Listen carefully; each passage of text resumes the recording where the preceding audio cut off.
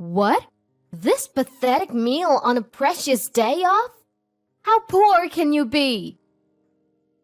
My eldest son's wife, who had come home to visit, complained about the meal I had prepared, her tone like that of a rebellious child. I thought she was relying on me like a real parent. To be repaid with such cruel treatment. I've reached my limit. My name is Estella, 62 years old. My only son, Eli, has moved out, and I live peacefully with my husband, Zachary. Lately, I've been attending the local community center, learning sewing as a hobby.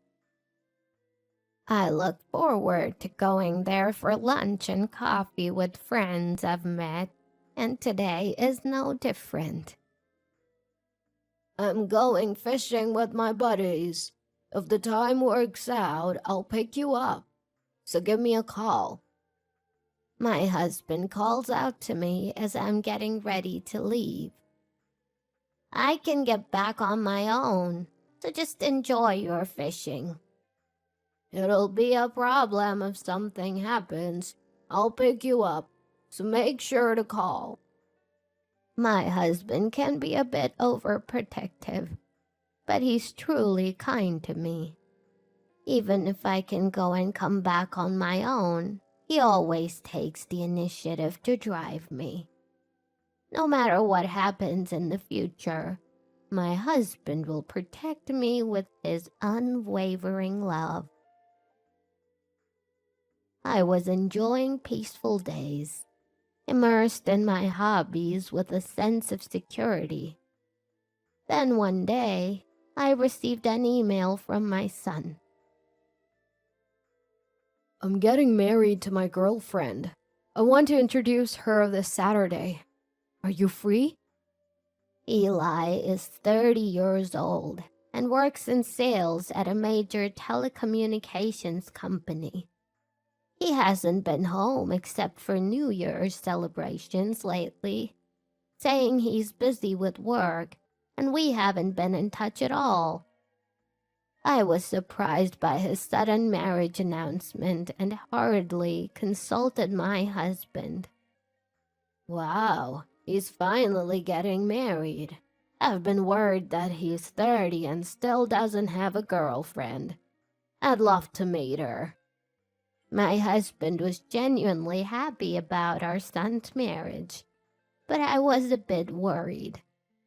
Eli, like his father, was friendly and gentle, but his small flaw is being too tolerant of everything. Even in elementary school, he didn't care if a friend didn't return the last pencil he lent. Because of that, pencils and erasers kept disappearing, and he was always without. I hope he can firmly tell her what he wants. He's too generous. With such concerns, we welcomed the day of the family meeting. The girl my son brought was very tall, beautiful, and elegant like a model. This is Maybelle. Introduced by my son, she bowed her head slightly. Her demeanor was like an actress's, and I was captivated. I'm Estella, Eli's mother. Please come in. I called out, but she didn't respond. Maybelle, you're so tall and beautiful. Where did you meet? At a mixing party set up by a colleague. I saw her working as a waitress at a restaurant, and I visited her a few times at work. Her hard-working and beautiful appearance was really cute. You're really smitten with Maybelle. It reminds me of when I was young and crazy about your mother. The family meeting ended up being lively among the three of us. Whether she was nervous or considerate, she didn't join our conversation at all. I tried to engage her actively. "What did you like about my son, Maybelle?" When I asked, she simply replied, "Nothing in particular." "Would you like coffee or tea?" I asked. "Juice is fine," she answered. Her way of speaking was like that of a small child. After she left, I asked Eli, "Is she always like that? She doesn't talk much, or rather, she's quiet, or maybe even unfriendly." "Yeah, she's always like that." I don't mean to speak ill of her, but I was a bit concerned that she didn't greet us properly or use polite language. Eli then passionately explained, "Actually, she's a child born when her parents were high school students. They married right after graduating, but divorced due to constant fighting. I want to support her, having grown up in such a tough situation." "So that's the case. Then you must make her happy.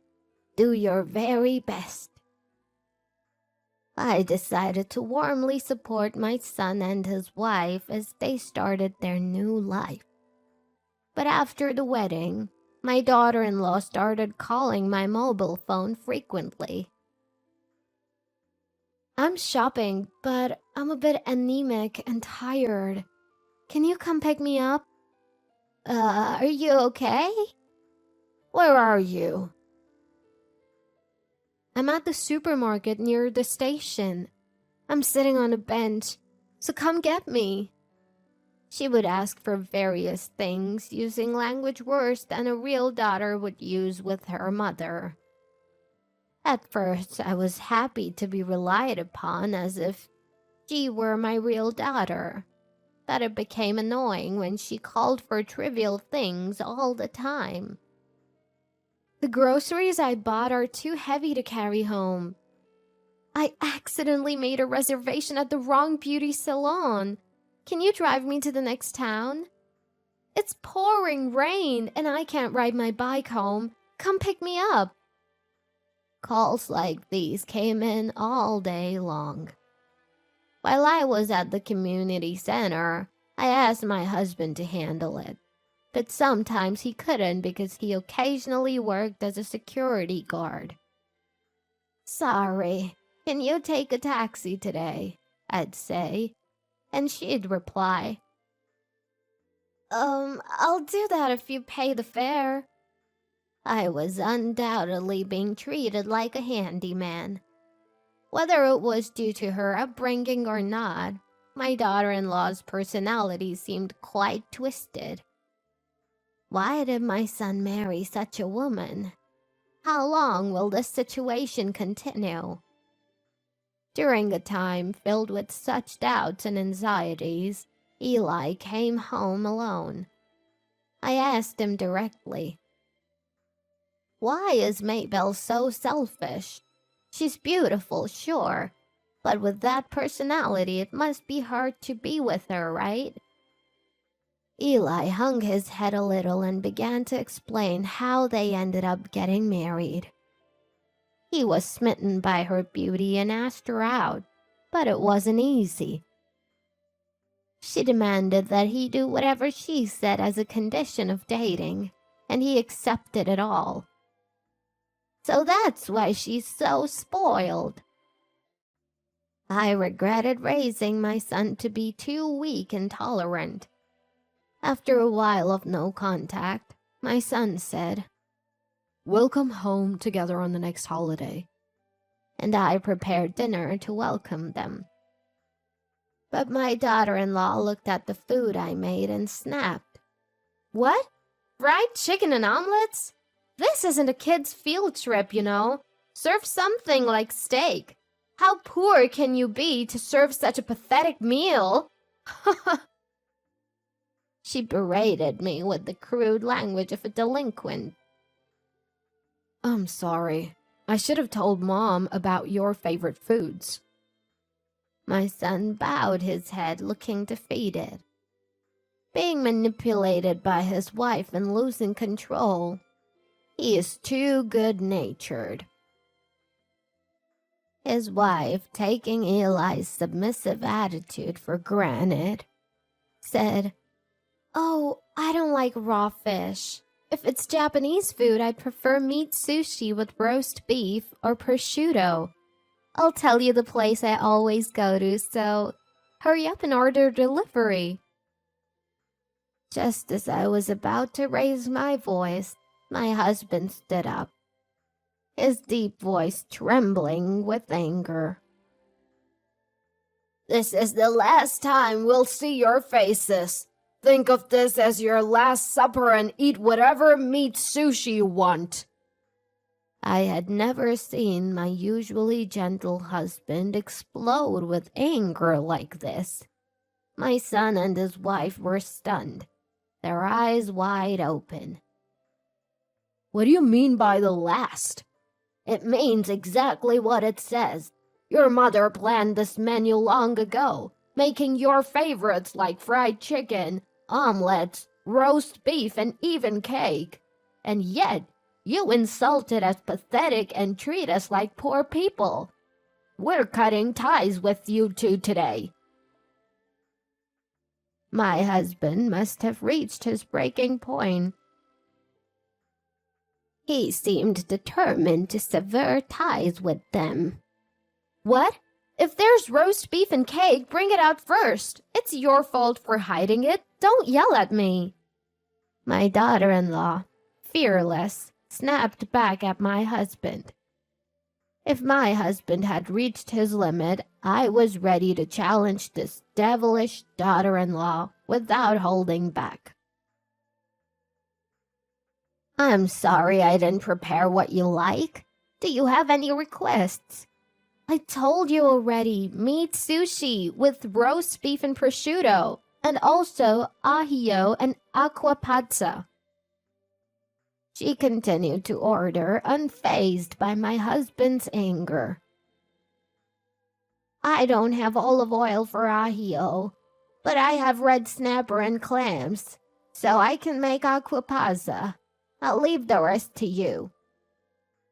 I quickly took out the ingredients from the refrigerator and handed her a pot. What? You want me to do it? She froze, holding the pot. It seems my cooking doesn't suit your taste. Show me your skills as a housewife. I decided to leave the cooking to her. That's a good idea. Since you called her cooking pathetic and called us poor, your cooking must be delicious. My husband backed me up. No, I mean, I'm a guest, right? I faced my daughter-in-law, who was trying to make excuses, and shouted, "No excuses! Just do it!" She was overwhelmed by my momentum and put the pot on the stove with trembling hands. Don't heat it empty. The pot will burn. Start with desanding the clams and removing the stems from the cherry tomatoes. Whether she resigned herself to my stern attitude or not, she began to tap the clams with the fork. Don't you desand clams by soaking them in salt water? Not tapping them. Eli watched his wife's cooking with a stunned expression. I don't know that. Making a guest do this? You really are a devil, mother-in-law. Losing her way out and furious, she threw the fork, and a loud laugh erupted from behind. You criticize other people's cooking as pathetic, and you can't even desand clams.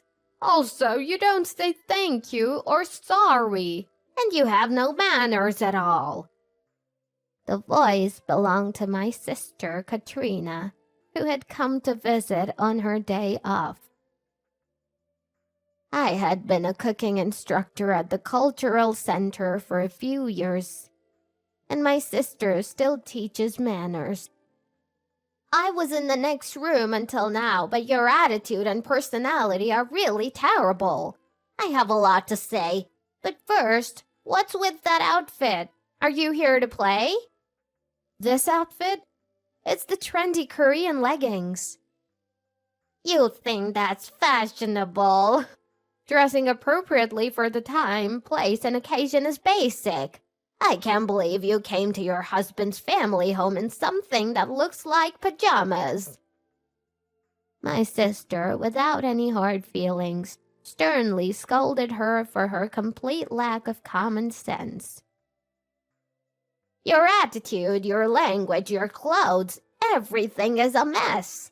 I don't know how this family puts up with a daughter-in-law like you. If we were worried about every failure like her, we'd go crazy. We've just accepted that this is how she is. Encouraged by my sister, I threw back words I wouldn't normally use. Then, my son and daughter-in-law began to argue fiercely. It's your fault for complaining about Mom's cooking. What? If you have a problem, tell these devil women. The problem is your attitude. Show some manners. They were arguing loudly. My husband silenced them with a shout. If you want to fight, do it elsewhere. If you have something to say, gather your thoughts and come back another day. I'll listen just once. My husband glared at them with a terrifying expression I had never seen before. Overwhelmed by his furious momentum, the two hurriedly left. A few days later, they came to our house with solemn faces, begging for forgiveness. It's not just your wife's attitude. It's you for allowing it. I'm utterly disgusted seeing you, with no common sense, fawning over a wife who has none either. My husband glared at Eli, still angry from the other day. I've decided if you're going to cut ties with me, I'll divorce her. Eli's unexpected and shocking words. His wife's eyes widened in surprise. What's going on? You said you'll protect me. I thought so, but I'm convinced that what Mom and Aunt said is right. I now see how terrible your lack of common sense, your clothes, your language, and your personality are. What? You're treating me like the bad guy? You don't care about me. I'm just tired of all of that about you. Eli looked down, his voice barely above a whisper. Come pick me up. I'm tired from shopping. Bring me money, I don't have enough.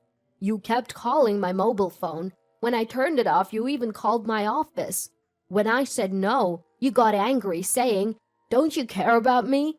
You said you'd do anything for me." He wasn't even accused of cheating, and it seemed Eli had reached his breaking point. Think about us, who had to put up with your whims, and don't give your wife my cell phone number without asking. That's right. It's really annoying. Handle your own wife.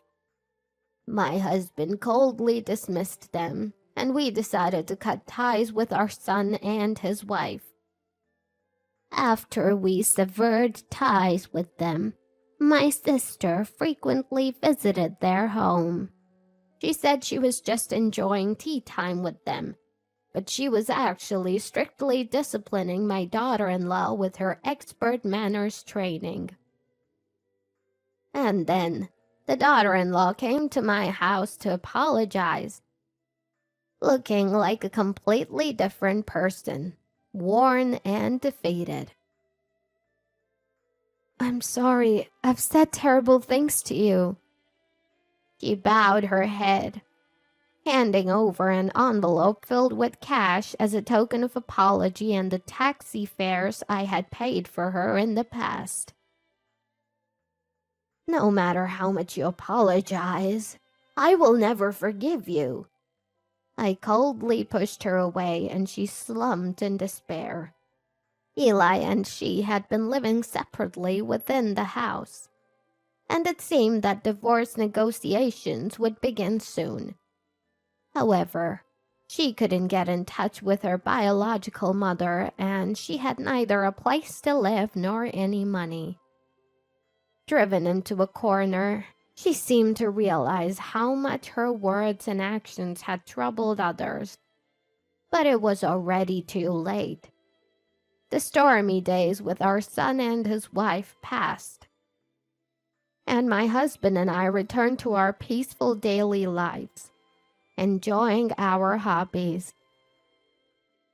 I was thinking that Eli should find a new wife as soon as possible, and to my surprise, he actively started dating and quickly found a new girlfriend.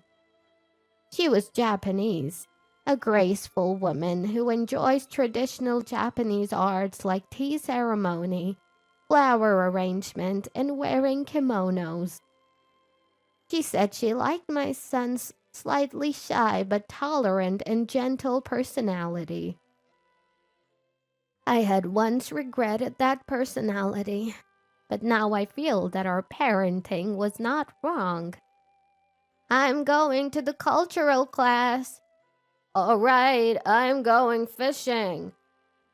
On the way back from our hobbies, my husband would apparently come to pick me up in the car. It seems that our son has indeed inherited his father's kind nature.